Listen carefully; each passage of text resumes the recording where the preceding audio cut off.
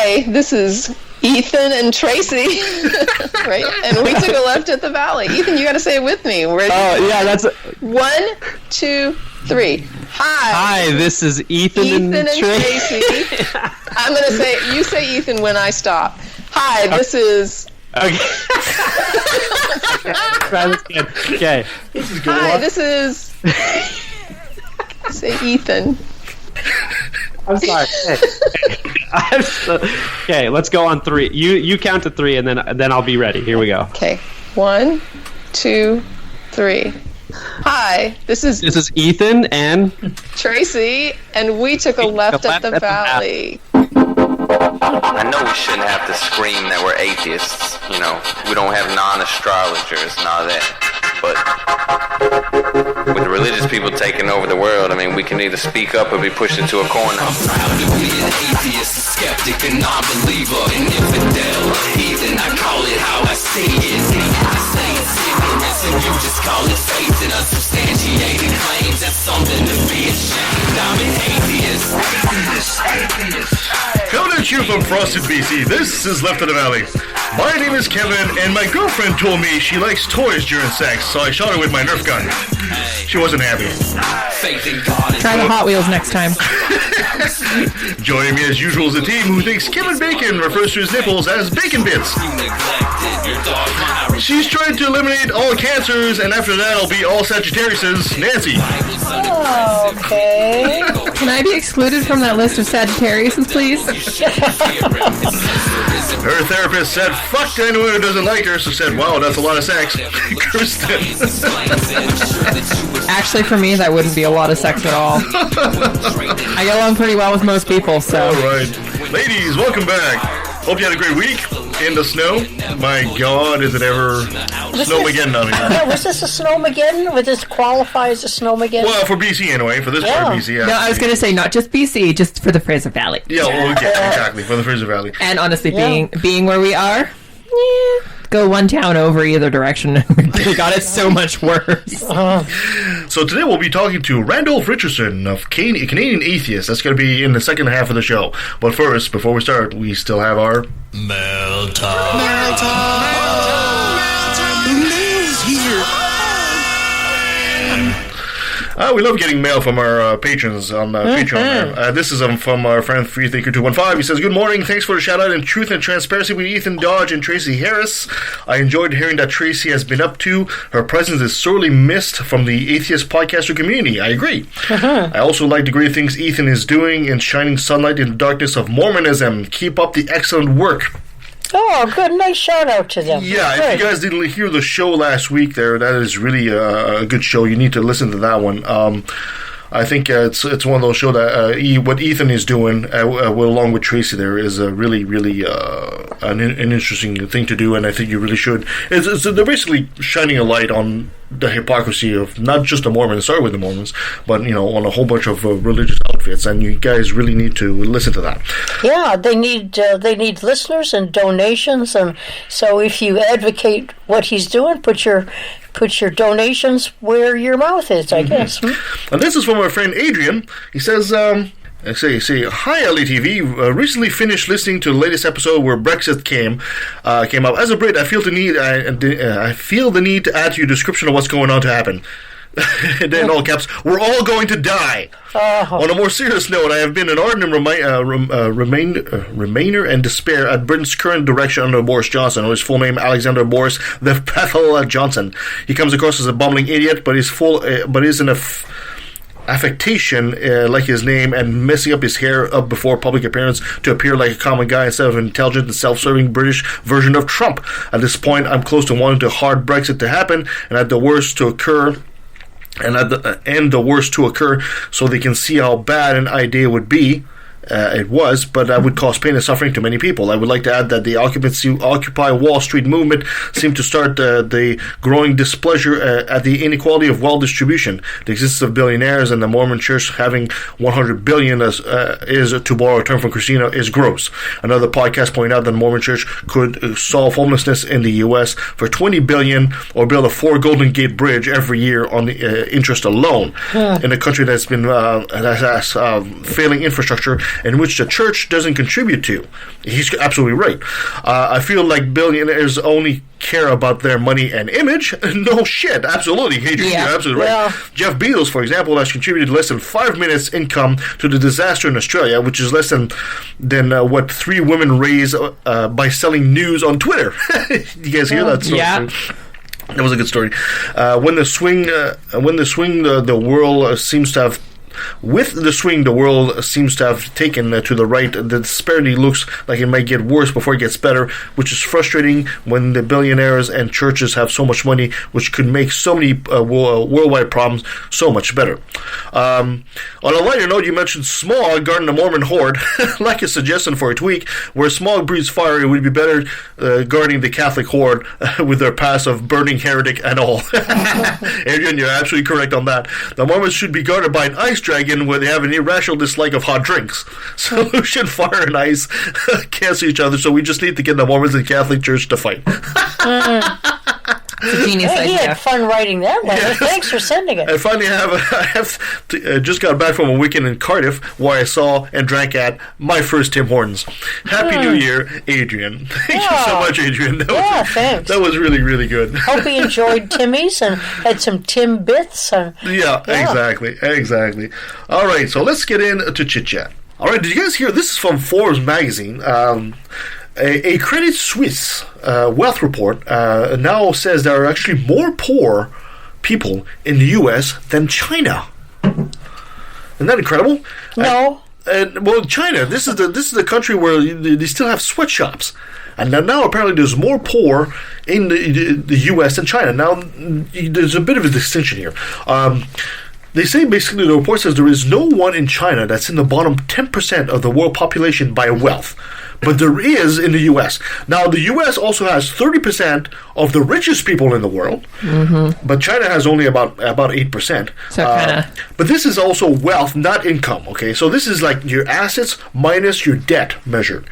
Now, it's not how much money you're actually making at your job, it's your overall wealth. So we're talking about all those student loans. Yeah, that's exactly it. It's how much money you have, how many assets you have versus how many debt you have. And it seems the people in China are actually better off now than the people in the U.S. So, I wonder if the Americans are tired of winning so much, Well, one way to look at this is how many people in China are living, if you can call it living, on the street and are homeless versus how many in the U.S. are homeless. And, this is a really a way to gauge the wealth, because if people who are homeless granted, people have drug problems and so forth and so on, but that still means that there aren't enough support systems to deal with it, which means the money isn't going there. But if there's not enough housing and people can't afford housing, then I'm still on the side where we've got more poor. But this should be a wake up call. The U.S. Yeah, this should be a wake up call to the Americans, because China is not a first world country. Not yet, I don't think, but the U.S. is. You should not even be close to this. Yeah. So exactly. this should be a real. You can actually skew the numbers in a way and say, well, if you look at it this way, this guy's making more money, but he's got more debt and he's got more problems too. Well, yeah, and if you look at anything through rose-colored glasses, it's going to look different. Exactly. This should be a real wake-up call to the inequality to the U.S. and how your capitalist system.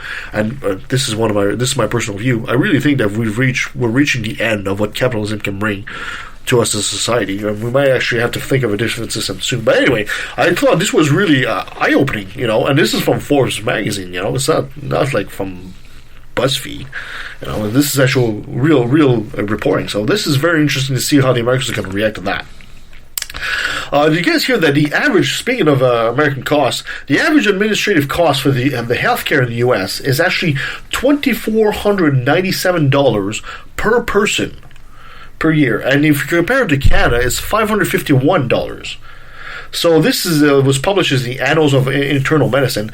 So the whole idea that we can't afford The universal healthcare system in the States, it's false. It's absolutely false. When you're talking about administrative costs, are you talking about government administrative costs? We're talking about anything that has nothing to do with hands-on. It's not your doctor. It's administrative fees. It's somebody at the reception desk and all that. All these costs that you have to incur, especially as an American, to process the healthcare system. Yeah. So in Canada, it's $551 per person. In the U.S., it's $2,497. Oh, yeah, because there's all kinds of insurance things they have to. There's always a middle person. Yeah. There's always a middleman. There's always a middle. And every person, there's a little cost for everything, and everything needs this other thing, and that thing has a cost too. So they have to hire people to handle. Exactly. So the whole idea that we hear from the Americans right now, especially during an election year, about they can't afford universal healthcare, that's bull. That's complete bull. It'll be cheaper for them. In 2007, this is a bit dated, it's already over 10 years old now, there was a study by Canada Healthcare and the U.S. Center for Disease Control. They found that the wait times in the countries are actually similar. Sure, there's some disparities here and there depending on what the disease or what you're seeing the doctor is for, but overall it's similar. 17% of Canada's national expenditures go to the healthcare system. In the U.S., it's 34%, which is twice. So much of it is, of course, lost in marketing and salaries. So the U.S. is wasting at least $600 billion on healthcare paperwork. $600 billion. Think about it this way. They could solve most of their infrastructure programs with $600 billion. Oh, yeah. I mean, Social Security and Medicare in the States have to spend a lot of admin. If they didn't have a lot of it. If they didn't have this kind of paperwork and their incredibly bloated military, the roads would literally be made of gold in the States. They really could literally be. And it's just absolutely amazing that the Americans don't seem to be able to see that for some reason. Nancy, maybe you can speak to this. I don't know. Well, no, I mean, my sister-in-law, who in another couple of years will be on Medicare. She owns her own business, has for a long time, and even going through Obamacare on the exchange or whatever it is to get the best rates for her insurance, she's paying $1,000 a month.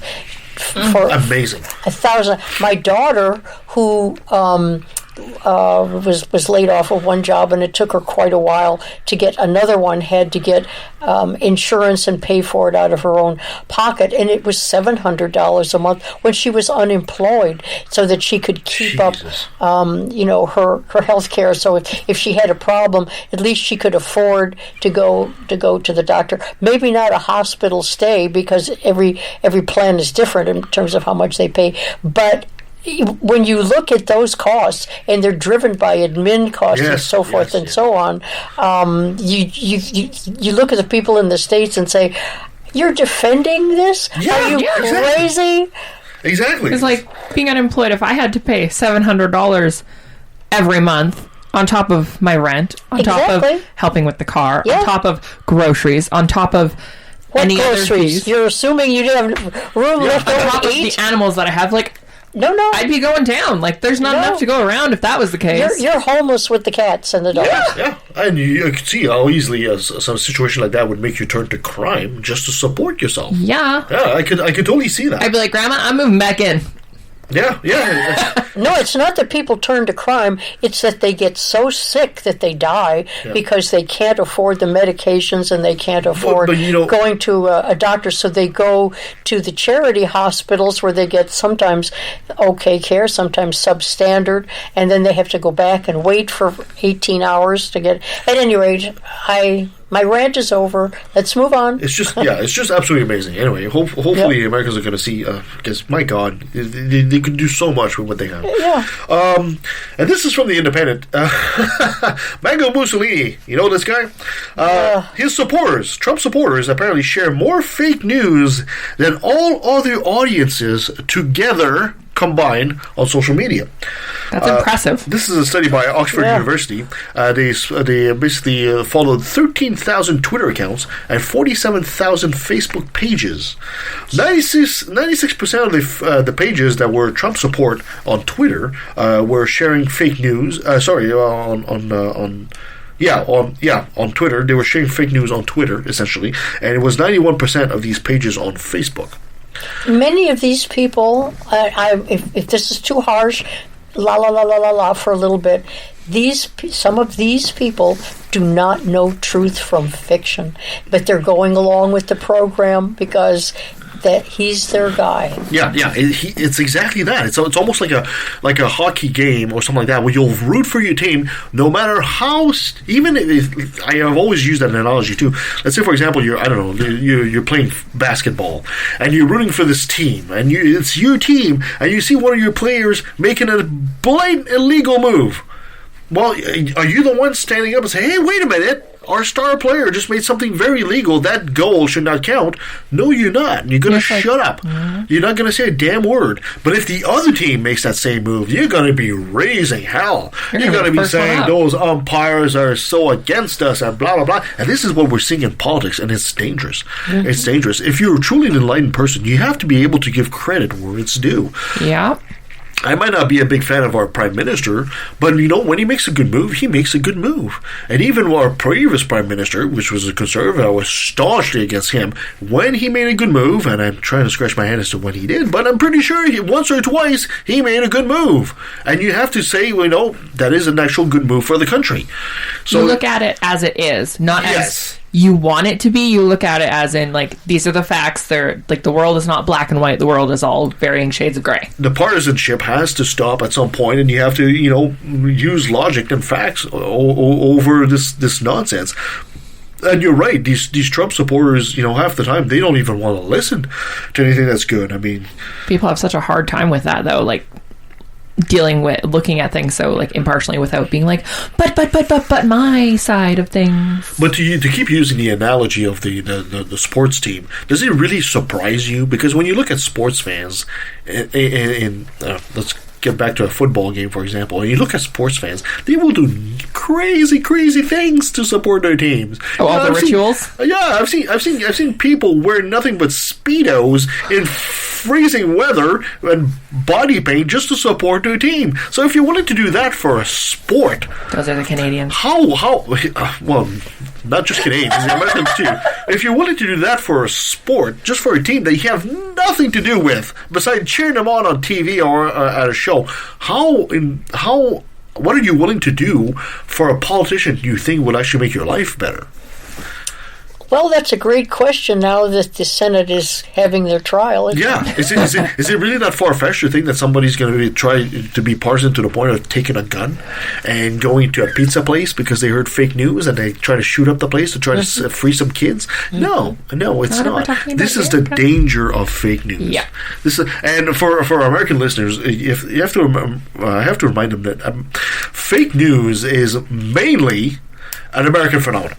Because this is the product of Ronald Reagan deregulating the media in the 1980s, and I believe was actually further deregulated by Bill Clinton too. I'm not sure on that.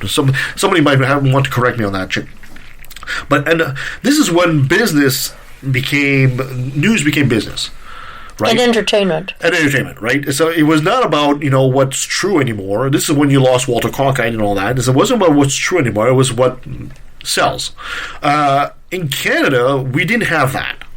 Now, the reason that fake news still kind of sort of happens in Canada is because these media outfits are struggling for funds.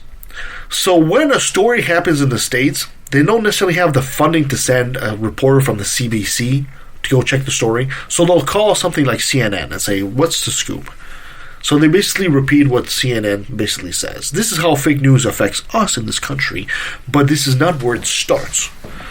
I think you got to put social media, leaving the Russians and their disinformation aside, but you really have to look at the rise of social media where people will say, oh, this came from Billy, this came from Annie, and they wouldn't put anything on social media. They wouldn't put anything on their Facebook page that isn't true. Yeah. Oh my gosh, I never knew that. So now they send it out, and now you have a whole group of people that really don't understand the power of a source. They understand the power of a friend who's telling them something, and you lose the ability to think through you're looking at and what you're hearing and what's being said. And once you give up your intellect and go for fake news, we're doomed. Mm-hmm. Absolutely. Doomed, I tell you. All right. Well, thank you so much for that, ladies. Nancy, you got a top 10 for us? No. Oh. Well, that's fake news. I do. Just before we get into that, I gotta say, if any of my friends ever hear anything from me and you think something's off, bring it up with me. I'm not going to bite your head off. I'll probably think about it and be like... Right there, that's off. Well, okay. You're not going to bite your head off? Bullshit. I call bullshit. That's fake news. You will bite their head off. My mouth isn't that big. Oh, okay. All right, here you go. Top 10. There we go. Okay, this is kind of fun. A lot of people collect things. They collect cars. They collect books. But a lot of people collect toys, or sometimes they have toys that their kids had, and they put them in the basement, or they put them in a big box, and then those toys are sitting for a while. Oh, I wish I did that with my toys. But some of those toys and some of those things that people collect are worth a lot of money. Oh, yes. And so this is about 12 top toys that are worth a lot of money that someone who's listening may actually have in their basement or in their attic or sitting on one of their shelves because they think it's really cute. So I don't think this is real fakey, but because there are some numbers to show that there are some pretty good prices being paid. So these are toys that essentially have become collector's items. Yeah. These are toys that may or may not become collector's items, but they're so rare or they're so historically interesting that they become. So yeah, you can use anything, any standard you want. They're worth money. Okay. Here's the first one. Never heard of this toy at all. Do you know what a Tamagotchi is? Yes. Oh my God, Tamagotchi. Tamagotchi? Well, I am. Literally like elementary school for us. Yeah, it was a little screen. It was essentially the first virtual pet. Exactly. In the 1990s, more than 75 million of these things were sold worldwide. They were invented in Japan, and it was a pet housed in a handheld device that you'd feed and play and nurture and have a wonderful time with. It was so stupid. They might have been stupid. They even had a movie that they made a movie in 2007. But today, the first issue Tamagotchi devices, and that's from 1996, 1998, sell online in great condition, $300. Wow. So would you pay $300 for one? Oh God, no. Oh, well. No. I thought it was stupid back then. I mean, if you had one, you'd sell it for $300. Oh yeah. If you think about this, though, think of these are toys, so kids are going to have them. What do kids do with toys? They break them. Yeah, of course. I was one of the rare breed of child that didn't destroy my toys. But this was the Tamagotchi was that pet. You start with an egg. Yeah. And then you had to pay attention to it, eventually hatch, and then eventually once in a while you have to keep paying attention to it because otherwise it would die. It was like Yep. Interesting. How to create addiction in a video game right there is the Tamagotchi was that. Well, if you have one, fairly recently there was one that actually went for $400 on eBay. So you can sell it, or now you can start looking for them and see how much they're selling for. Okay, here's one. This is number 11. Furbies. Everybody remembers the Furbies. Yeah. They're Creepy pretty as all recent. hell. Yeah, they debuted in 1998. Tiger Electronics. They were sort of a cross between an owl and a hamster. Oh, they were kind of nutty. Those big eyes and a little beak. Yeah, they were like a little robot type deal. Yeah. So they were the must-have toy for kids from 1998 to 2000. 40 million were sold in less than 3 years, and they just couldn't keep up with the demand of them. They tried a revival, but the revival never amounted to a whole lot. But if you have an original Furby made between 1998 and 2000, $500. Originally sold for $50. That was a lot of money. That still is a lot of money. for something that may not The last. thing is, I'm pretty sure I've seen garage sales where I've seen these damn things just lying there. That's the that's the part. That's where you want to find them. Yeah. I used to have one. But these are the toys where the parents were running out screaming at the last minute because they couldn't find them. You know? And they were, grabbing and clawing and having a wonderful time being good examples for their kids. Okay, here's a little different one. Super Soaker. Oh, yeah. The Super Soaker water gun. They're still around today, but they're different. They're made by Nerf, but the Super Soakers are now more elaborate and complex. Yes, they are. Yeah. And it's because they look like high-tech weapons. Anyway, the original simple ones, 1980s, early 1990s, and people are willing to spend $500. Super Soaker. And some people who really are driven by nostalgia paid as much as $600 for a Super Soaker. Now these are in really good condition. If it's in the box or original, it's even more. So, which is why they're so rare. Yeah. We used to have so many water gun fights as kids. Yeah, so everybody go through your... I've got a couple of water guns still. A little tap, a little cap you pull under your gun there, and a little pistol you had. Yeah. Just shoot that all over the place. Mine's one of the bigger pump ones. Oh, yeah. Okay. Never had that much money. Number 9, we're talking big bucks here.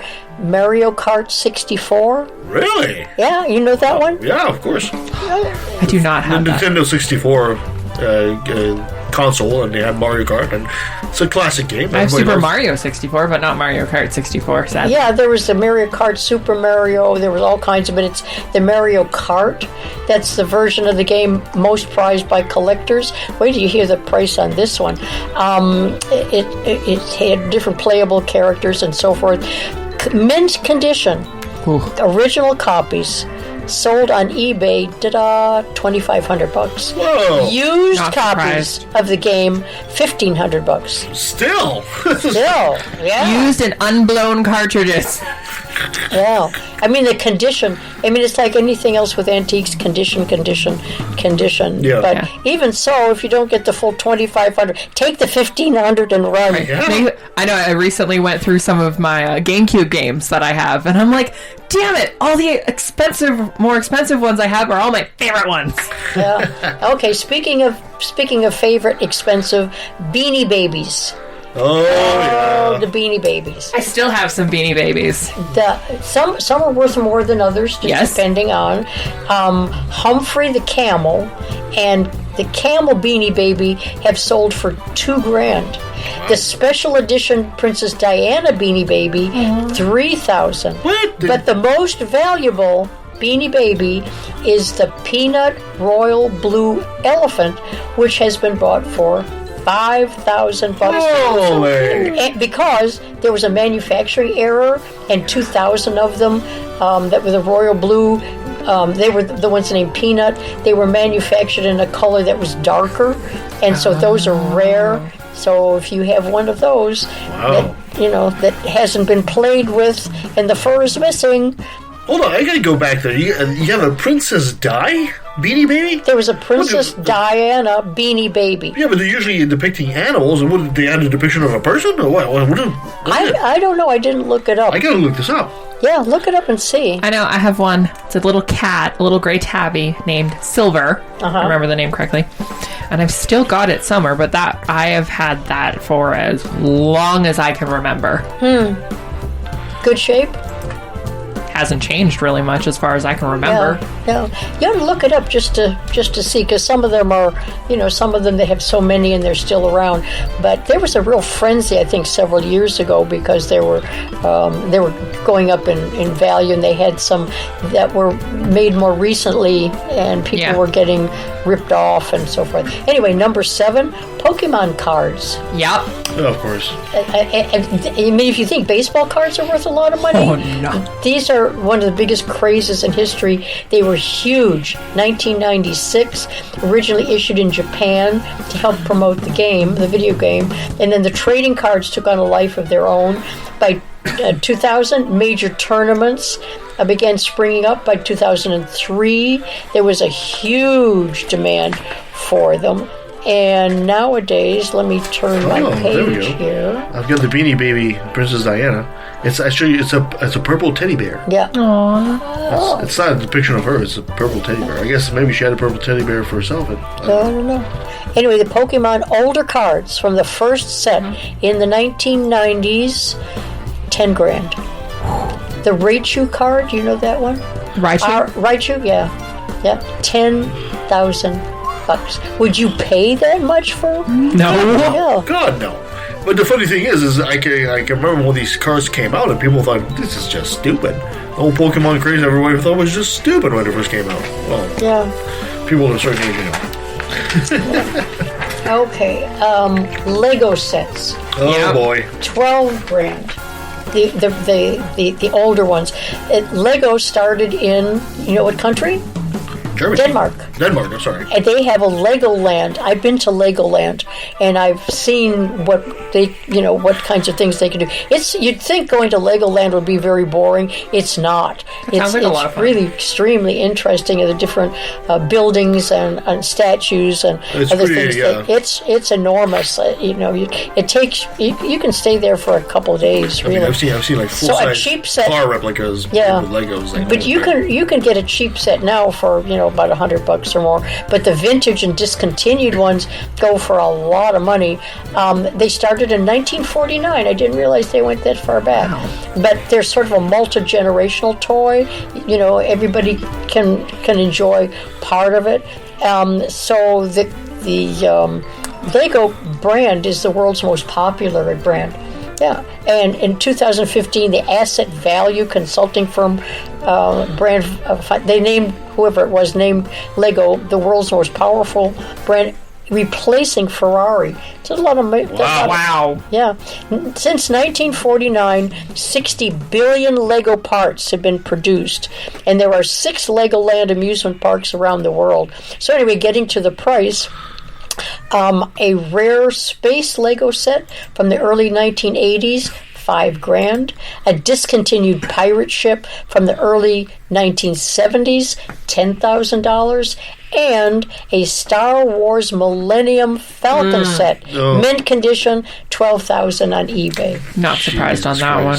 Yeah. Okay, next. Star Wars action figures. Oh boy! I'm gonna have regrets here. Yeah, I don't even have to go into the history of these. We all know it. Anyway, a plastic Millennium Falcon toy that had pieces missing from it sold on eBay for $350. I had that. Well, maybe you still have a Luke Skywalker action figure from 1977 in its original case. $25,000. Don't feel bad about the $350. They had these. I mean, the figurine, the original figurine, only bent at the waist for the legs there, and the arms just on the shoulders. The old fashioned. And they had this stupid little lever underneath the elbow, and when you pulled it along, this lightsaber would come out of his hand, kind of thing, right? There was this little piece of glowing plastic that would come out. God. And it was really, really bad. It was so bad. But it's so retro, it's good. Yeah. Yes. Okay, number 4, Pez dispensers with the candy. No way. Yeah. These people are really rabid collectors. They're not just candy dispensers, they're works of art that need to be appreciated and carefully preserved. So they started in 1927 in Vienna. So they still remain a global phenomenon. There are new ones all the time, but the older ones are the ones that are worth money. 2006, a super rare Pez dispenser known as Astronaut B that was created for the 1982 World's Fair sold for $32,000. And the most coveted Pez dispenser is the 1955 Santa Claus head, which is speculated to be worth as much as $50,000. Oh, fuck, Pez dispenser? My God! I can just imagine some poor grandparent who accidentally leaves the door to the Pez collection, shelf open, and the grandkid gets in there, opens them all, and sitting there munching on the candies. Hi, Grandpa, thanks. Oh, God. Anyway, number 3 will biz through the Atari cartridges. Oh, no. The old Atari 2600, the 2600 console. You knew that one? Oh, I had one. You had? Kevin's dying in the corner over here. Oh.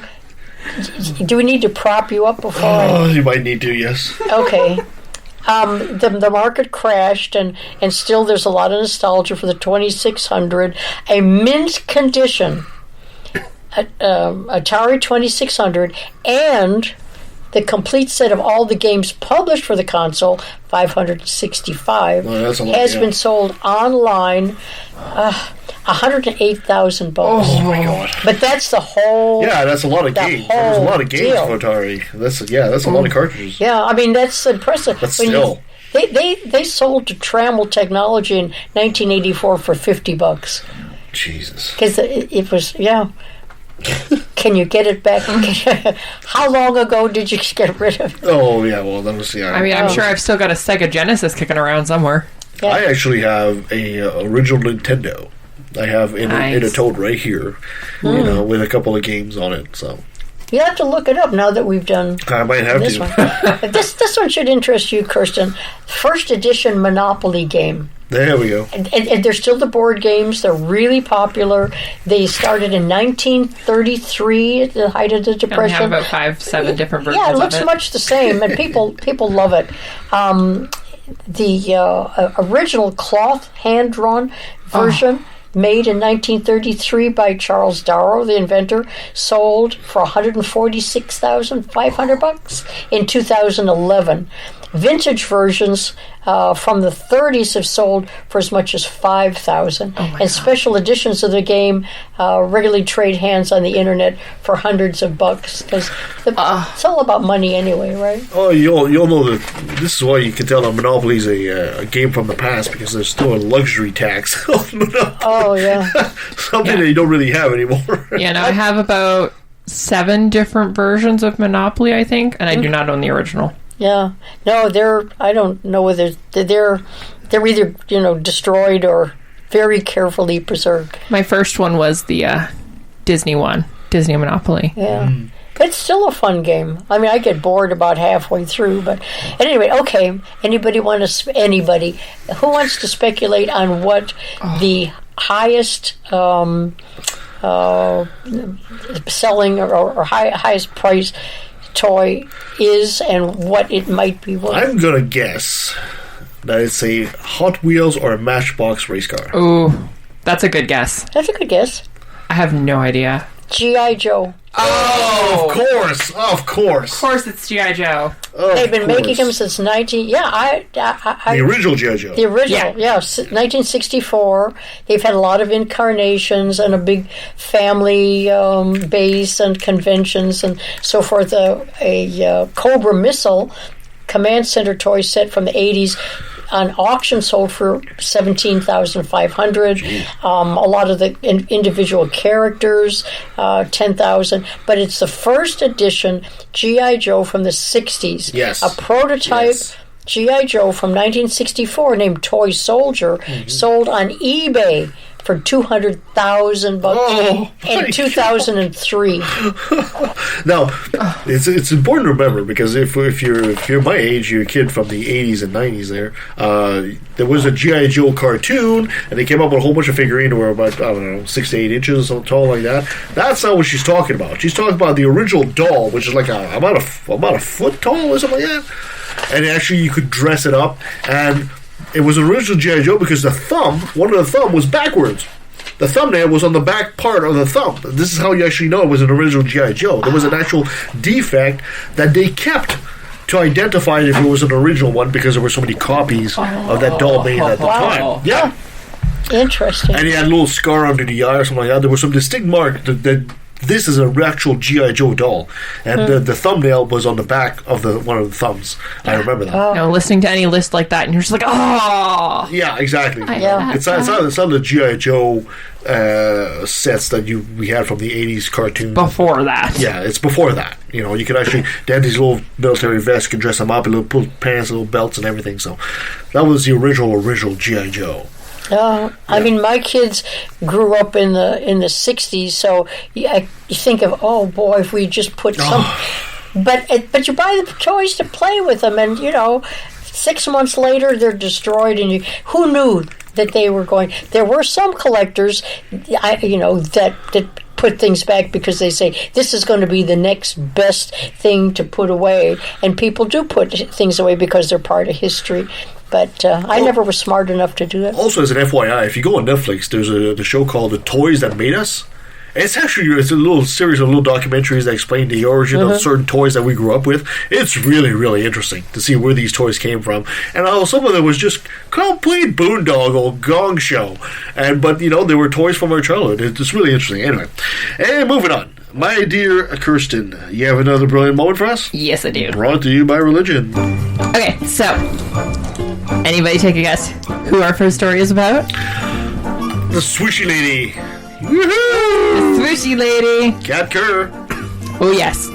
She has a new announcement to make about heaven. We've been waiting for this one. Yeah, breaking news. I know, it's been a while. It turns out there are special balconies in heaven, lots of them, and your dead relatives use it to spy on you. But only when you want them to. And this is all a fact. There's even a painting of it, apparently. Extra, special balconies, now in heaven, on sale. Buy now, while you can. So, Kerr explained what's going on during a recent live stream. And she says, and right now, I want to show, just to bless you, if you've never seen heaven or anything that really exists in heaven, we're going to show you a picture of a place called the Portal. She took a picture of someplace in heaven? It's like a painting. Oh, for fuck's sake. Okay. Because those are never fake. Yeah, of course. No. Literally, these are all over heaven, and God made them. So your family members and friends living in heaven can go to this place. So God's a painter. Apparently. Oh, wow. They walk up these steps, and they can look over a balcony, literally, and they can see you on this earth. Wow. Now, I will say this. They don't see any horrible things happening to you. They don't see the disasters. They get to see things like marriages, babies being born, important days of your life. When you said, I wish my mom or my dad or my sister or my brother, so-and-so, you wish they could be there. Wait a minute. They certainly will know about it, and they will not miss your special days on this earth. Hold on a second. That's so good to know. So if they see only the good things, what happens when they're taking a peek at you and something bad happens? It says, like, please stand by, buffering, loading, please wait? Maybe that's the secret. When you go up there, you forget that God does bad things. Oh, I see. Say only the good things. Only the good things. So what if you have like a really bad month?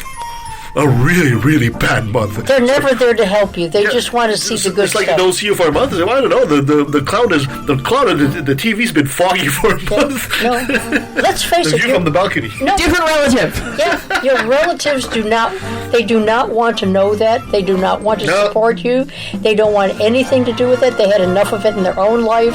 They just want to sit on the balcony, have their iced tea and margaritas, and watch you. Only good news. Have fun. Only good news. You have a problem, you can't count on any help. No. Actually, the funny thing is, my mother, when I well, Jesus is supposed to help you in the bad stuff. Yeah, right? well, he doesn't have a whole lot. Yeah. He can't even drive properly. Didn't you hear he was shot down by a missile? Yeah, that's right. No, my own mother, when I confronted her and she's talking about heaven, I said to her, well, so if you're in heaven and I'm going to hell as your son, how are you going to be enjoying heaven? Oh, God wipes your memory. Well, ain't that a nice peachy keen thought? Well, if wipes your memory, that's not really you now, is it? That's probably it. You're sanitized. I like it. God is sponsored by Pine Sol. Sanitize your mind. Yeah, that sounds a little too close to the Cybermen for me, so no thank you. You get a halo and a wipe.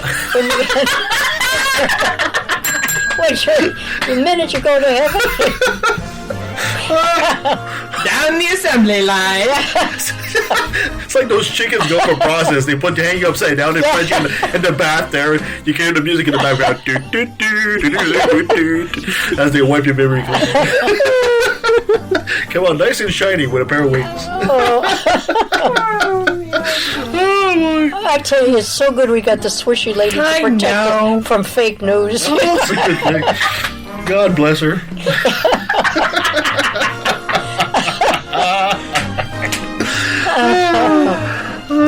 Any more from Kat Kerr? No, not from her, but I do have another story. Okay, go for it. I really should have ended with this one, because this one's... That's okay. It's just going to make you go, why are you so fucking stupid? Whitefield Academy, a private Christian school, expelled 15-year-old freshman Kayla Kenny for having the audacity to celebrate her birthday with a multicolored cake, and wearing a rainbow sweater. Hold on. Dare she? A 15-year-old girl wearing a rainbow sweater? Woo, stop the press. It's a Christian school. Oh my god. Because everyone knows what that really means. Oh. Yeah, we know God is gay. Oh. He's the one who Man. created the rainbow, apparently, so he's totally pro-LGBT. She needs that sanitary wipe. That poor girl. What's I think next? that school needs it. What's next? They're gonna say God hates strawberries, and they're gonna banish every little girl that likes strawberries. My God. Not too loud. Goodbye strawberry shortcake. Yeah, exactly. So the girl's mom, Kimberly Alford, told the Louisville Courier-Journal that she had posted that picture from a birthday dinner on Facebook only to have the school's leader, Bruce Jacobson, tell her that her daughter was being expelled. Alford said someone shared the Facebook photo with the Whitefield Academy officials. And in the email, Alfred said Jacobson wrote that the picture demonstrates a posture of morality and cultural acceptance contrary to that of Whitefield Academy's beliefs. Demonstrate cultural acceptance contrary. Think about what he's saying. Cultural acceptance. My God, like it's And a bad follows thing. 2 years of lifestyle violations. Oh, man. Oh, you know, if I was the father of that child, you would have to hold me back from punching that guy's lights out. Literally. I would probably actually, and I am not happy to say this, I might actually become violent to hear some guy say something this stupid. And like, just to be clear, in this photo, all it is a girl wearing a sweater with a rainbow on it, Like every other sitting little behind girl. a rainbow cake with candles. Show me That's a little it. girl under Evil. the age of 15 that doesn't have a rainbow outfit anywhere. Show me one of those. I don't think I've ever seen that. Right? Yeah, earrings, too. Nancy's wearing a rainbow right now. I have earrings that have rainbow peace symbols all along Yeah. them. Yeah. Have you ever seen a little girl that doesn't have a rainbow t-shirt, a rainbow something? I A think- rainbow backpack? Rainbow, unicorns, glitter. Yeah. Yeah, that's it. Every little girl. I think we need to go to the school with several buckets of paint and paint a rainbow on their sidewalk. That's what I think. The heck with punching him out. Let's go paint a rainbow right on his sidewalk. Can you imagine you get some spray painters, a couple of trucks with spray painters, you spray paint the entire school real quick in rainbow colors. Yeah. Can we throw some glitter on it too? Because that shit never goes away. Oh, yes. I love it. If I'm going to do it, I'm going to do it well. Heaven forbid I should ever become a millionaire because I would do that kind of stuff so badly. Oh, so many people just So sent what those glitter happened to bombs. this poor child? Well, the school later said that this was the tipping point after 2 years of continuous violations of our student code of conduct. But if Wear we're, rainbow? That's a violation. like, what else did she do to provoke their wrath if all she was doing was wearing a rainbow sweater? She culturally accepted people for who they are. Heaven forbid. So the only concern they bring up is the girl was caught with jewel pods in her backpack, so like little Jewel pods? tobacco-y type pods or whatever they are. I don't know what those are. I looked it up. That's how I have something of an idea. Because I'm like, what the hell are those? It's like a tobacco tin. Yeah, they're the company now that's being targeted for vaping. Probably Aren't something they like that. Like vaping? it's a little Oh, it's a vaping thing? something like that. Yeah, I think so, but I'm not She's sure. 15. I'm not surprised. Right, like it's. But both school officials and her mother agreed to put her on probation for that one. And apparently wearing the sweater on probation was the last straw. The last straw that broke the rainbow-colored camel. Yeah. It's all especially unusual when you consider how Christian fundamentalists like Ken Ham constantly remind us that they're taking the rainbow back because it represents the everlasting covenant between God and every living creature of all flesh that is on the earth. You know, I hope these people die and then wake up in their heaven and God comes in with like super flamboyantly gay. I hope this is what they see. Just to hear him scream. So is he going to have a flogger or a cat of nine tails? It's got to be a rainbow colored cat of nine tails. yes. For sure. That'll really freak him out, I'm sure. The family appealed the school's decision, but the appeal was rejected. They merely downgraded her punishment from expulsion, which might have looked worse on her permanent record, to voluntary withdrawal. The good news, The family has now enrolled her in a public school where she can get a real education. Exactly. There you go. Get out of the school, go to a real public school where they will teach you what comes naturally to every person. You need to accept people for who they are. That family's going to have to be going through a deconversion. Yeah, well, you know what? The Christians should keep doing these stupid things, because every time they do something this stupid, it just makes secular life look better. Didn't I tell you you'd be calling them stupid? Oh, absolutely. You called it right on the nose on that one. Thank you, my dear. Really appreciate welcome. that. Rainbow sweater and a rainbow cake. Scandalous. Indeed. All right, so let's take a quick pause right now. When we come back, we'll be talking to Randolf Richardson, and we'll be talking about Canadian atheism. Oh, I'm looking forward to that. So stay with us. If your skepticism is socially conscious and doesn't take itself too seriously, you might like life, the universe, and everything else.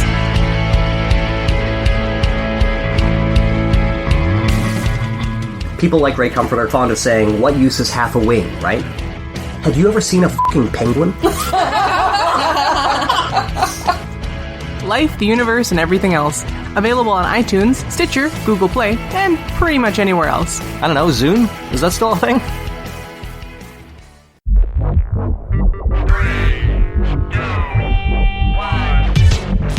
Hi, I'm the Supreme Irreverend Dr. Randy Tyson from the Legion of Reason Diversion. Join me and my co-hosts, Christine Shelska, Twyla, and Nate Phelps, as we explore issues at the intersection of atheism, humanism, and skepticism. Topics range from alternative medicine to the interference of religion in public policy. We often have special guests to help us understand the topic du jour. Previous guests include biologist Jerry Coyne, ex-Muslim author Ali Rizvi, philosopher Peter Boghossian, and the late physicist Victor Stanger. You can watch us on the Legion of Reason YouTube channel or subscribe to the audio version through your favorite podcatcher such as iTunes or Stitcher. And don't forget to like the Legion of Reason Facebook page.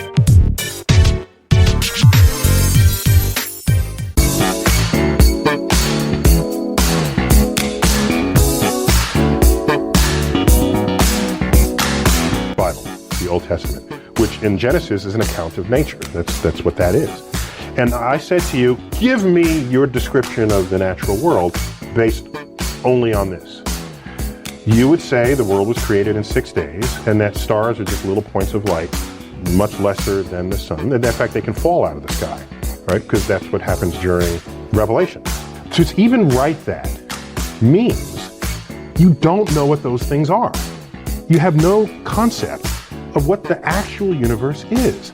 So everybody who tried to make proclamations about the physical universe based on Bible passages got the wrong answer.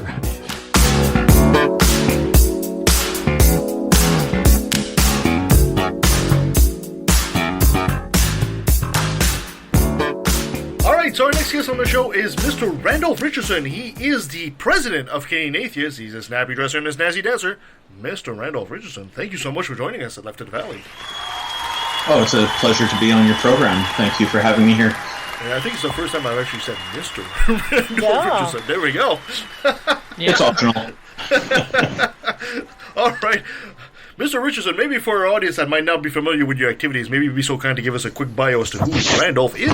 Okay. So the Canadian Atheists is an organization that I started a few years ago to bring like-minded people together who are basically like-minded in that we don't believe in deities, and to do things like countering efforts by anybody to vilify atheists just for the fact that we don't believe in deities.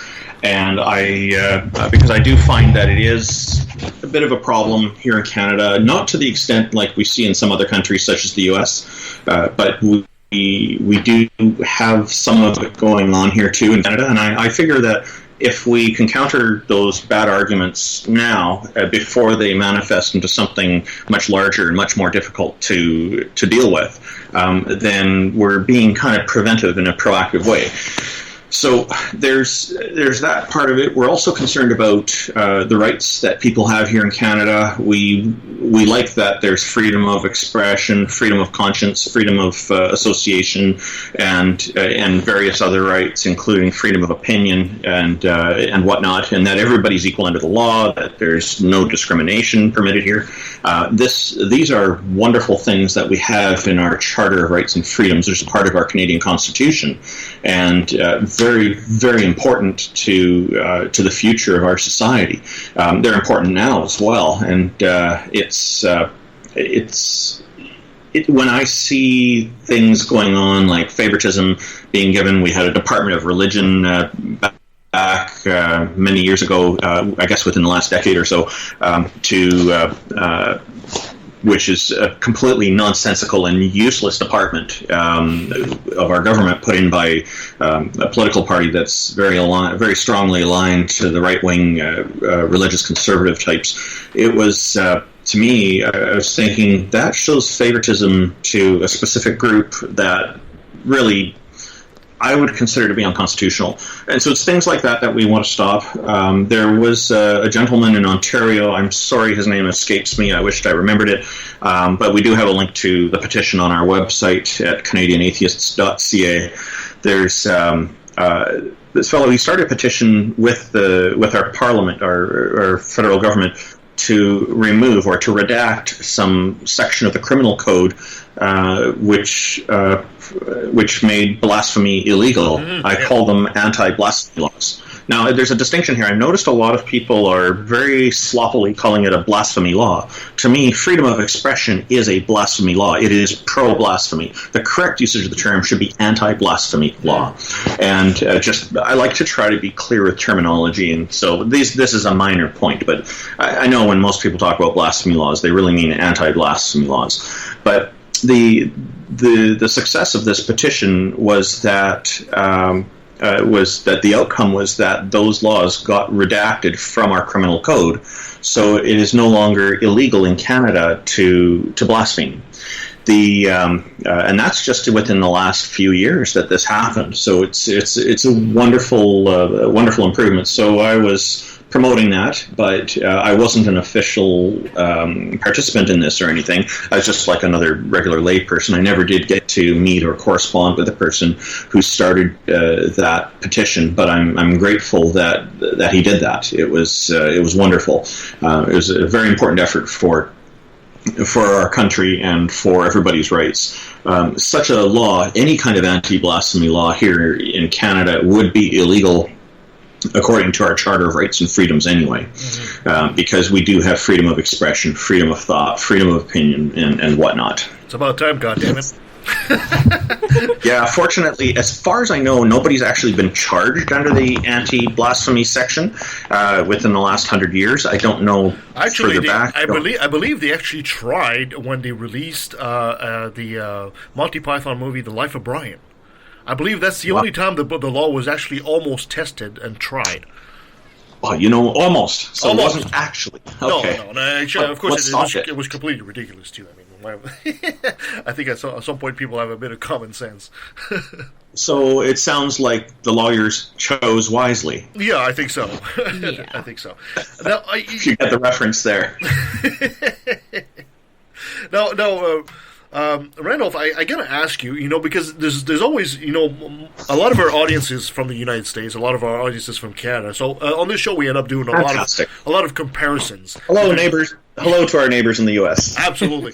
And, it's amazing to us that in a country like America, which, of course, has a very secular constitution, but they're probably the most religious country out of the G7, yet in Canada does actually have an appeal to a deity in their own constitution, yet is much more secular than the U.S. Now, I know you're not a historian, but in your opinion, what happened between our two countries for Canada to take the path of secularism and for the U.S. to hold on so tightly to their religious values? I think it all just boils down to the people involved. We're living in democratic systems, so our demographic makeup and whatnot. You've got to remember, the U.S. is also a much larger country. So population-wise, not geographically. Geographically, Canada's larger, just a little bit. So, but from a standpoint of population, the U.S. is much larger. So, you're likely going to see a lot more people banding together in the U.S. to make certain efforts come true. Whereas here in Canada, it's also much colder here, so we tend to tend not to get involved in a lot of the things so much, and we're a little more laid back. I think another part of the issue, too, is that in the U.S., the political system, there's really just two major parties to choose from in their elections, whereas here we have about 5, and they're all significant.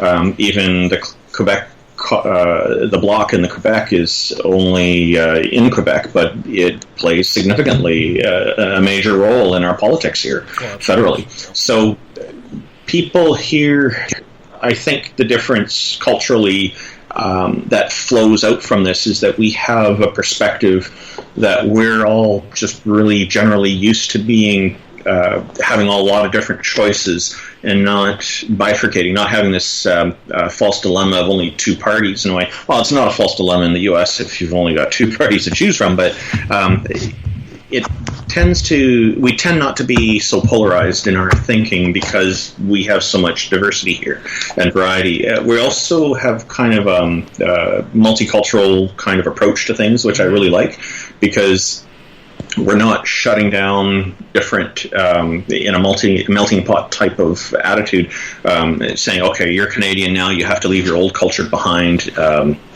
It's not valuable anymore. Here's your new identity. We don't do that here. Whereas my understanding, and from what I've seen in the U.S., it looks like that happens an awful lot. There doesn't seem to be so much enthusiasm for multiculturalism in the U.S., and there's more of a melting pot attitude where people are they come into the country and they have to become Americanized. So I think there are cultural differences. I'm not quite sure how it started, but I wouldn't be surprised if one of the early reasons we broke up is because there were these kinds of differences in opinion and different approaches on how a society should be run. No, I think you're absolutely correct. As a matter of fact, I was kind of taken aback this week when I was reading a post from an American that basically was saying, the differences in Canada, when you're an immigrant to Canada, you don't refer to this person as, I don't know, an Iranian come to Canada. They refer to them as new Canadians. Yeah, the new Canadians. And I thought, you're absolutely right. It's a term I hear on a constant basis. You're a new Canadian. You're not necessarily Indo-Canadian or Iranian Canadian, you're new Canadian, and I think that's the most these little subtle things in this country makes it maybe why the multicultural experiment seems to have worked in Canada, where else it seems to fail in the States and places like Germany and some parts of Europe. Yeah, we have different cultural attitudes as well. Like we have, we're part of the Commonwealth, and the U.S. is not. So there's that influence as well. Yeah, absolutely. Now, of course, when we talk about atheism in Canada, let's face it, we don't have nowhere near the kind of battle that the atheist groups and American atheists and all these groups have to face in the States. So, what battles do we face here as Canadian atheists in this country? Well, there was one a little while ago. The Trinity Western University was violating our charter rights by they were violating quite a bit by also, and I had talked to people at the Law Society about it more kind of behind the scenes before it had really gone to all the lawyers to do their poll on it and decide and make the vote for what the Law Society should do. I think before you go on with that, we should explain to our American listeners the Trinity Western University is a Canadian university, a bit like Oral Roberts, something like that. They're a religious university, and they were trying to open a law school within their university. But the problem arose that when you're students at Trinity Western University, you have to sign what they call a covenant, and a covenant basically states that you cannot have extramarital. You can't go on relationships, if I remember correctly, or gay relationships. Gay relationships. You can be gay, but you can't have. You can have sex if you're married, but yeah. you can't if you're single, and stupid stuff like that. And they were applying for opening a law school at that, and then the Bar Association of BC and others in the country started to come out against it, and it was a whole kerfuffle. Mm-hmm. At this point, basically, the court has come down with the side of the lawyer says, no, you cannot open a law school at Trinity Western University as long as you have that covenant. That's where it stands right now. And what my understanding is that it only got so far in the courts as being to do with limiting freedom of conscience, freedom of religion, which are rights here in Section 2 of our Charter. Now, they didn't explore another aspect, which I did raise attention to, which I suspect was probably not brought forward because unless it was kind of like a secret weapon to bring up later, perhaps, which I saw under our system, everybody's equal under the law, and that is in our charter. I can't remember offhand if it's Section 7 or 15, but what that means is everyone has equal access to the law as well. That's also stated. And by Trinity Western University putting this in, they are in effect putting in a filter and limiting who has access to our legal system, because our legal system includes education in law. And as I understand it, there's a limited number of seats available for the number of people each year, a maximum, who can become lawyers. So if they're going to be accredited as a law university, then they need to make sure that they are also operating consistent with our charter and not discriminating against people. So what ended up happening, the outcome, I'm not completely satisfied with it, although I am satisfied to the degree that there was progress, because for their law program, they don't have the covenant as a requirement, but for their other programs, they still do. So that still violates Section 2 of our Charter. No, I wasn't aware of that. That's very interesting. Yeah, so I think this battle needs to continue, and it's an important one. This needs to be challenged again. I did at one point, before the first instance of them being challenged, I did offer to go up in a public debate with their law professors, and they never responded to me. So I don't know if they got the message or not. No, I'm sure they got the message. They just don't want to debate because I don't know whether deep in their hearts they realize they're going to lose, because, secularism says it's inclusive. Everybody has, as you say, access to the law, and there's nobody that should be discriminated against because of their gender or their sex or their whatever it is. And they realize that they're not going to change. They are not going to remove that.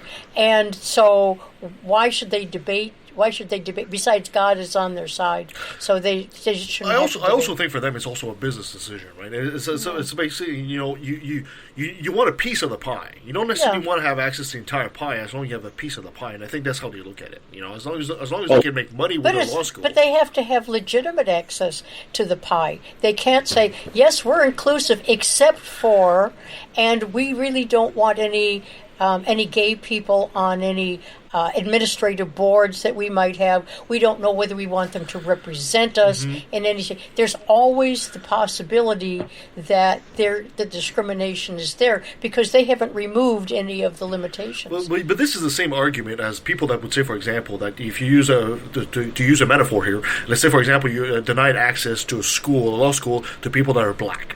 Yeah, saying, exactly. I don't care if you deny people that are black, because at the same time, there's a huge plethora of white people that can come to the school anyway. So, for them, it's a business decision. As long as they can make their money with that school, I think that's what they want. Well, it's a biblical decision as well as that's the shield they hide under. Exactly. The biblical. Yeah.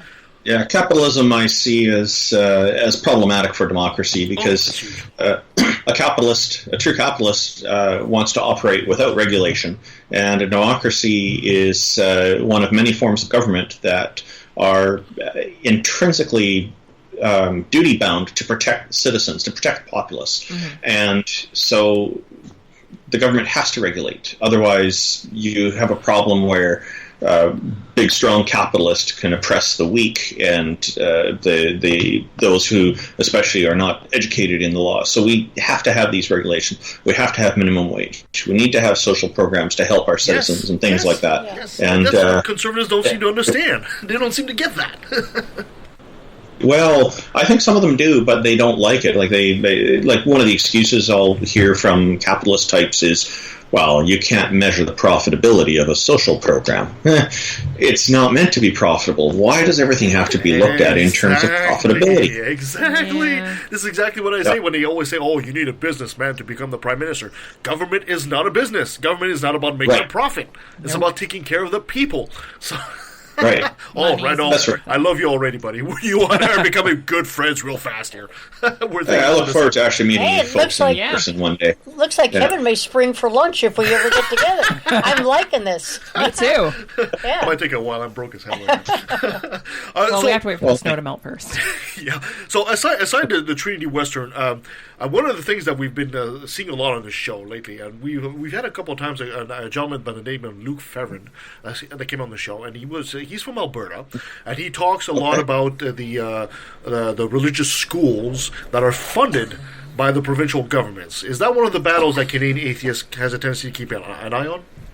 We haven't been, but we do have somebody who's talking about something similar with, he's currently in the process of obtaining statistics on which, and we're paying for part of that.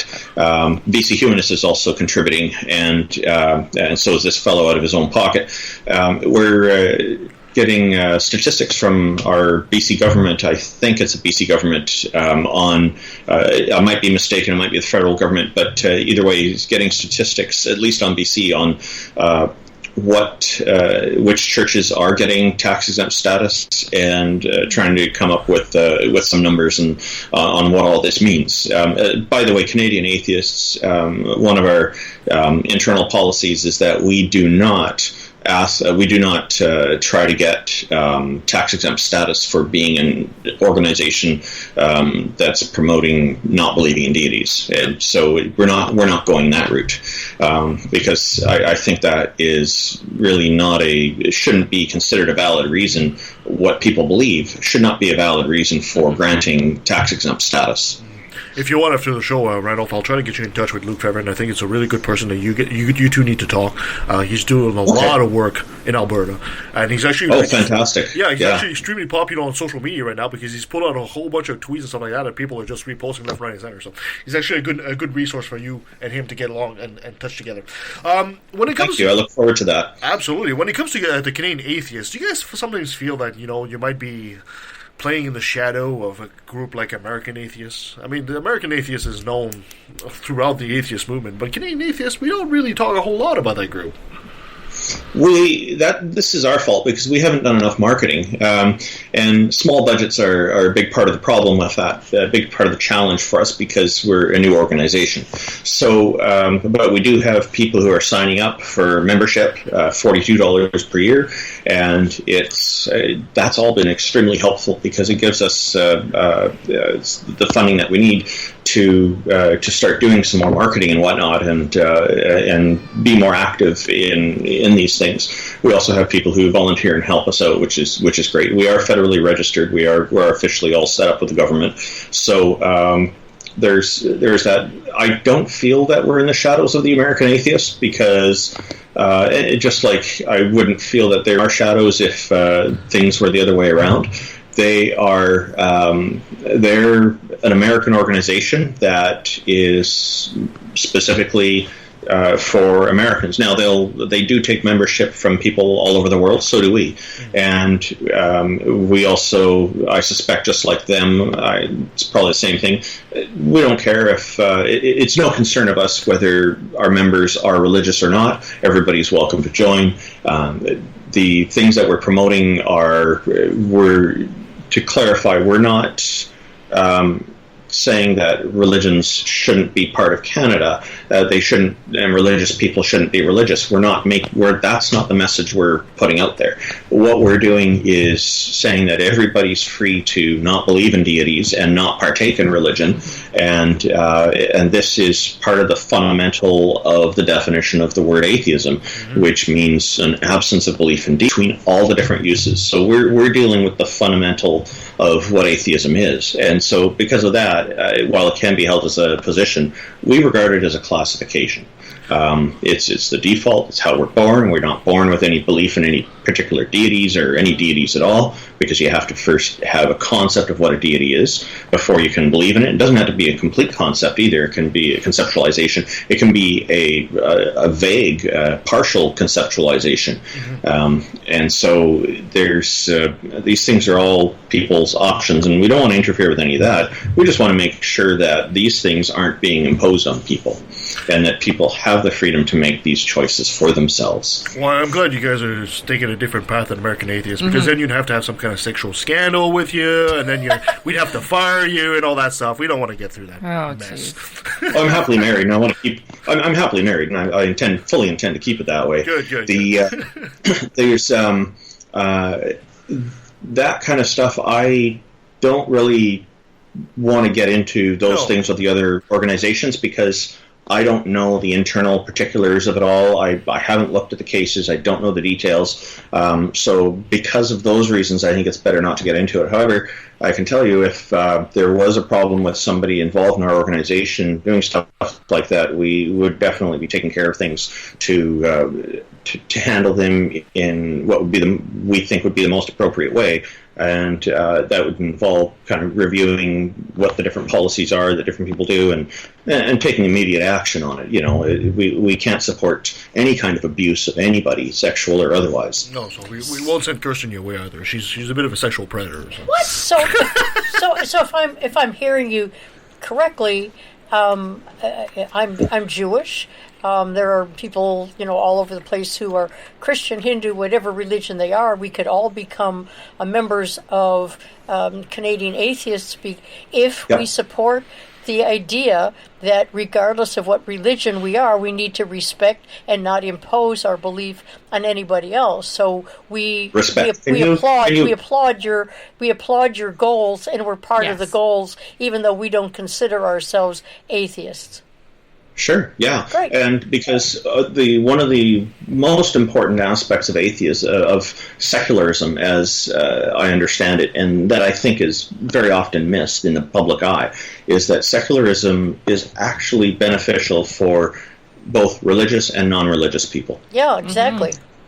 Because it's about its underlying emphasis is impartiality and support for freedoms. No, absolutely agree. Randolph, when you see Canadian atheism all across the country, we at the show have seen a bit of a resurgence in politics, especially in the conservative side of politics in Canada. I kind of describe it as, they seem to be wanting to take a page from the Republicans' playbook in the States, and they're rehashing, some people are like, what was his name, that guy that just quit, Andrew Scheer, he's talking about bringing back the abortion debate, and you have a couple of MPs in the background that talk about all this stuff. How do you guys view the situation? Is there really an appetite in the conservative side for really trying to bring back religion in the public, in politics? Oh, there definitely is. I know many people who are religious and who are have a very strong disdain for the federal Liberal Party, and are very strongly in favor of the Conservative Party. And I think that the reason the Progressive Conservatives have this resurgence is because they are one of the advantages that I see in the U.S. that the Republicans have, for example, is they can very easily get a lot of religious people to follow and go and vote for them, because all they have to do is go to the church, and the church says, yes, we're very well aligned, we're on the right, and so let's make sure we remind everybody, get out there and vote to protect their religious their religions. And when you see how strongly polarized it is in the U.S., I do see a little bit of this polarization here. And my understanding of the Progressive Conservative Party, and I find the term Progressive Conservative to be an oxymoron, by the way. Sure is. Seems to be a bit of a contradiction because you're trying to bring people back to the Dark Ages, and that's not progress. That's change, but it's not progress. It's there's my understanding is it used to be two different parties that amalgamated, and that way they had a much larger base and were able to do this. So when you see a group that can't just easily go to church groups and get large numbers of people who are already ready, mobilized to go out and vote, it seems to me that the parties that are not aligned with religions have a much more difficult task ahead of them of getting people out to vote and winning in these elections. So when I see numbers like with our federal liberals versus the other parties, I'm thinking, like such as the Progressive Conservative Party, I think, wow, we're actually doing extremely well. We're reaching a lot of people. We're putting a lot of effort into it. So. Excellent. And I do worry about our future. I'm very happy that we have a lot of different parties involved now. I do favor coalition governments because historically it's coalition governments who seem to get a lot more work done, get a lot more things accomplished because they have to work together. They have to discuss things. And then because of that, what the constituents want becomes a little bit more important as well. No, I absolutely agree. We've seen that. It's actually, if you look at the political history of Canada, it's exactly that. When you have governments in minority positions, they have to work across the aisle to get things done. And actually, more work actually gets done, contrary to the popular belief that only a majority government can get things done. No. So, yeah, absolutely. Yeah, well, yeah, for people who favor dictatorships and authoritarianism, that view would definitely be appealing. I actually think that the political parties, are a detriment to democracy. No, I think it would have a tendency to be. The reason is because they divide people, the politicians themselves. They divide their loyalties between the party and what its designs and goals are, and the constituency. Mm-hmm. So, really, if we're a true democracy, what the constituents want is what should be most important, what the voting public wants. Mm-hmm. Even those who abstain are valued. I've always voted, but I mean, the people who don't vote, their voice is just as important as well. I totally agree. Mm-hmm. So Randolph, what's coming down the pipe for Canadian Atheists, the organization? What are you guys up to? Where's there anything that we can help you guys work on, or anything we can spread the word on? Wow. Well, long-term goals, very long-term goals. I would like to set up some kind of an annual conference, but I given our current state of funding, I think that's quite a number of years away, unfortunately, and I don't know how many years. That's something I would really love to do because it can bring people in from all over the world and bring in professional speakers, and I would want to do that with a goal of making it very affordable for people, so we'd need to attract a very large audience. It would be more of getting a higher volume of people in order to make that a reality. Mm-hmm. And I'm working with one gentleman named Neil. He is known on Twitter as the 604 Atheist. We both are blood donators. He's blood donors. He's donated a lot more than I have because he's been doing it a lot longer. And he also does it to honor his father, who is a record holder of some sort in blood donation here in Canada. And he's he's our community advocate, and he's trying to bring more activities in like this, and he and I have been talking about the possible future with that. We're also looking at putting together a call-in program, a live call-in program, similar to the Atheist Experience, which is excellent, wonderful inspiration. It's I don't know, I'm sure you're familiar with that show with Matt Dillahunty and friends, and never heard of it. Yeah. they put on a really high quality program. It's excellent, and there's Talk Heathen, which is a spin-off from there. And as I understand it, there's some others as well that are also quite good. So we're looking at doing this here in Canada, and being a Canadian show that's doing a lot of the same kind of program that those ones are, because it seems that there is demand for it. Oh, please there tell are me people who want to see it. Please tell me you have a vision of Bob and Doug McKenzie doing an atheist call-in show. Oh wow! Well, that would be that's famous Canadian history there. That I think has been slowly being replaced by the Trailer Park Boys. Yeah, that's true. That's true. First time I saw that show, my wife and we thought it was a documentary. We were watching the first episode, and what's this? And then after a bit, we realized, okay, this guy's always got this rum and coke in his hand, and he drinks from it, but it never changes from the half line. I wonder if. And then we realized, this is just a comedy show of some sort. Exactly. It's very entertaining. Actually, I'm dating myself here, but I believe that guy first started with Benny Hill. He used to have a drink in his hand, but the drink would always change. It would fill up more and more as he drank from it. It would be more and more. I've seen a little bit of Benny Hill, so I didn't realize that. I'll have to watch for that next time I see one of his shows. Oh yeah, there was always a gag like that. There was another show. I remember the cop walked in and she had a hat, and the hat, every scene she's in, the hat is bigger and bigger and bigger. She's one of those sheriffs. It's just hilarious stuff. Anyway, comedians that include those kinds of subtleties are brilliant usually. I absolutely agree. Randolph, thank you so much for coming on the show today and explaining all this to us. Is maybe in final words, maybe as the president of Canadian Atheists, not just for Canadian Atheists, but for atheists all over the world, what message would you like to send out there for people that are listening within the sound of your voice here and they hear the show today? Is there a message of hope or anything like that you'd like to send them? Hope, I think, is... Nietzsche has some good perspective on hope. I think it, to a degree, I agree with Nietzsche that it prolongs the torments of humans. I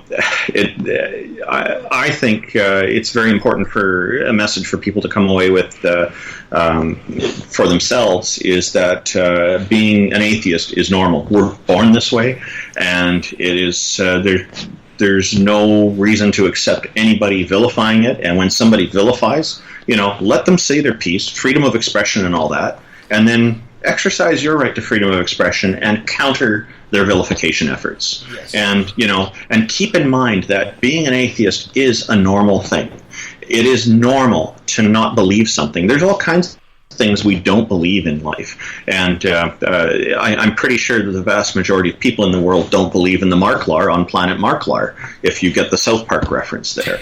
And that's normal too. There's no reason to not to take it as an abnormality. One thing we're also promoting is the proper standard definition of atheism being the classification of absence of belief in deities. And I use the word absence rather than lack, because lack to me implies that something's missing. Yeah, I agree. And absence is more neutral in just saying it's not there. And there's different ways people use different words.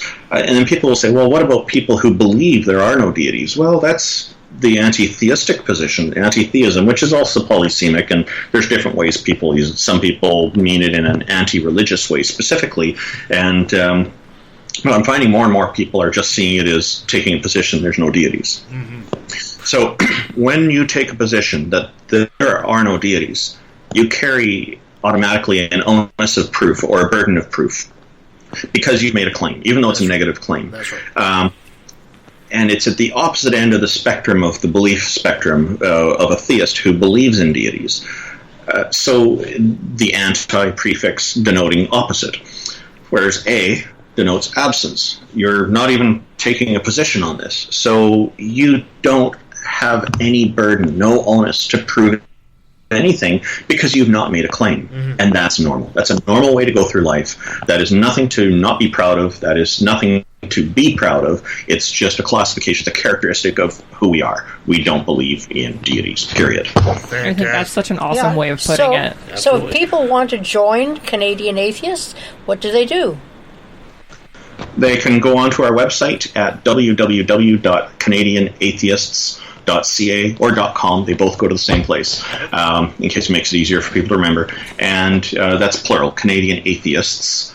And you can click on the membership link, and we have options for donations or for signing up for membership. And we value all of our members and appreciate all the support we get. And if you wanted to know a little bit more about atheism, the definition, we write about that there, and we link to a website called defineatheism.com, which goes into great detail, the history, the etymology, goes into linguistic structure, it goes into logical argumentation for it, includes references, some of which are academic and even encyclopedic.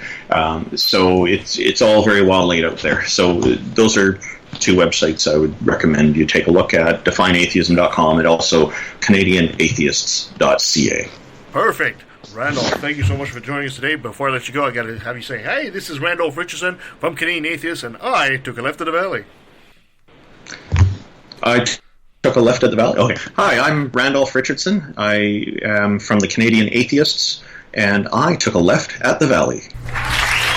And that was Mr. Randolph Richardson of Canadian Atheists. How eloquent is this fella? Oh, man. Yeah, he's at the top of the eloquent list. I almost wanted to call him doctor just because. Yeah. Like, oh my God. Like, we give you an honorary doctorate, sir. Absolutely. Absolutely. Yeah, I think I did not know much about Canadian Atheists. I mean, I know I frequent their Facebook page and all that, and I post the shows and Canadian Atheists and all that stuff. I did not know much about their activity, but I'm glad to see that he is active and getting bigger and bigger, and I think it's a good thing. And I also, like you said, Nancy, I really like the approach, the low-key approach they're taking as compared to some of our southern cousins where Americans have always been a bit more bombastic. Yeah, it really is kind of the Canadian way. Yeah, you're reading my mind about the bombastic. Maybe it's because the American atheists feel as though they're fighting against... But they are. And they are. So they have a much more vigorous way. Yeah. The battle against the religious faction in the state, it is much more pressing than it is up here. There's no doubt about that. I mean, we live in Abbotsford, our listeners know this, but we live in Abbotsford, which is, of course, the Bible Belt of of Canada, but it's nowhere near what you guys face in Oklahoma or anything like that. Yeah, I don't fear my life walking through the mall with my wife. Yeah, you'll get the occasional look, but that's about it, right? I mean... it reminds me of that story. Remember that story when Peter Boghossian came up here, and this was years ago. And I told the story before, but I'll tell it again for the benefit of our listeners. Peter Boghossian was supposed to, we brought him up here years ago, and he was supposed to give a lecture, and he sat to the very back of the auditorium, and I went and sat with him and said, Peter, are you okay? He says, yeah. He says, yeah, actually I am. I'm great. And he got up, and he went back downstairs and sat to the very front row. I said, well, that was just weird. So I went back downstairs and followed him and said, what was that all about? He says, you know what? He says, whenever I do a lecture, I'm always, in the States, I'm always concerned I'm going to be hit in the back of the head with a 2x4 by some crazy religious fanatic in the States. But he says, for the first time, I'm up here in Canada, and I'm not worried. That's why he sat back up there against the wall, right? And he said, for the first time, I'm not worried about this at all in Canada. He says, no, I don't think anything like this is going to happen. I told him, I'd be incredibly surprised if anything close to that would happen. Yeah. I'd be surprised if anybody would throw a tomato at you at this point. He says, no, you might have some discussions here and there, and it's exactly what happened. Yeah. So, a question, are either one of you surprised that Canadian Atheists is a fairly new group? Would you have expected this group to have been formed a while ago? No, I don't think so. No? I'm not surprised. Not really. Because, like I said, although we said in the interview there is a resurgence from the conservative to try to bring up, but let's face it, right? It's like in the United States, let's take abortion for example. It's always on the mind of people. It's always an actual political hot potato.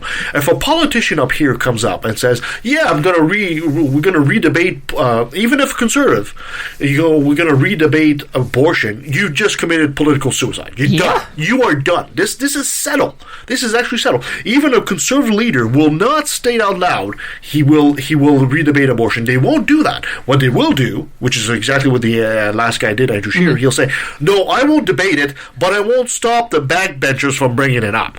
That's how they get around it, and that's how they're trying to bring it back. So it's nowhere near as staunch conservative as it is down in the States, and I think that's probably one of the reasons why.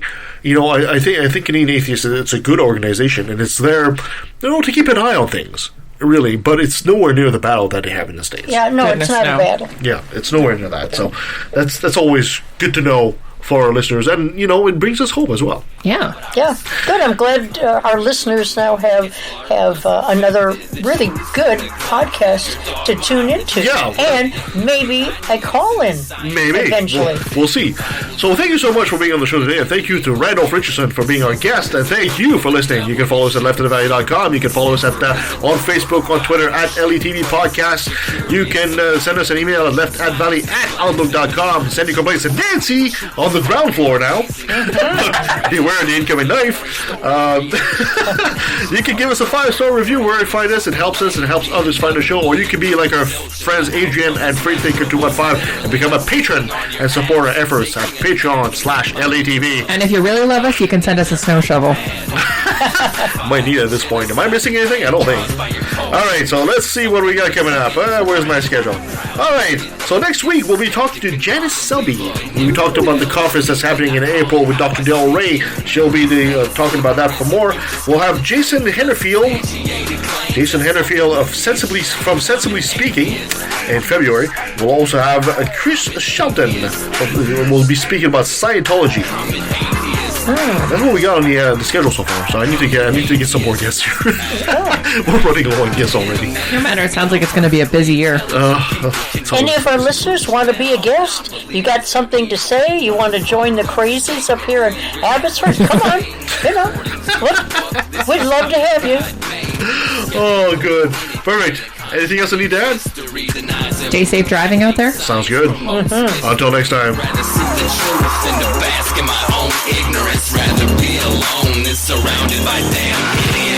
So where are you calling from, Randolph?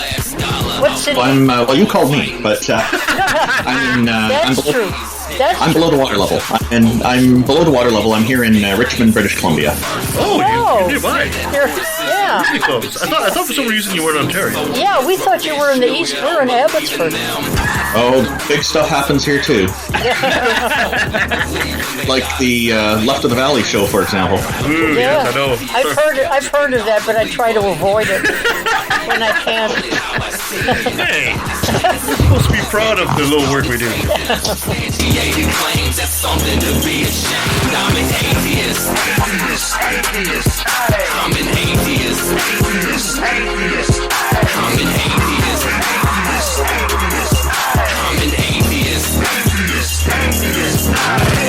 Now let me take a sec. Don't mean it sounds so hateful, but I swear to God, unintended, I find it disgraceful that thousands of children are raped by priests, and since they're holy men of God, they get away scot-free. And the Pope does his very best to keep it on the hush. Don't wanna affect business, he loves money too much. We know that they love the kids, but how the fuck can we protect them while they planning to molest them? We teaching them to respect them. Fuck that. The system is broke down, working backwards, and the only action or tactic I plan to practice now is to attack them. The parties in God's hands are bloodstained, millions of murders by believers, and they're all in God's name. And let me take a sec, don't mean to sound so hateful, but I swear to God, unintended, I find it disgraceful that many atheists are told to be quiet. You're not alone, speak your mind, time to let it be known. I'm proud to be an atheist, a skeptic, a non-believer, an infidel, a heathen, I call it how I see it. I say it's ignorance and you just call it faith, and unsubstantiated claims that's something to be ashamed. I'm an atheist. I'm an atheist. I'm an atheist. I'm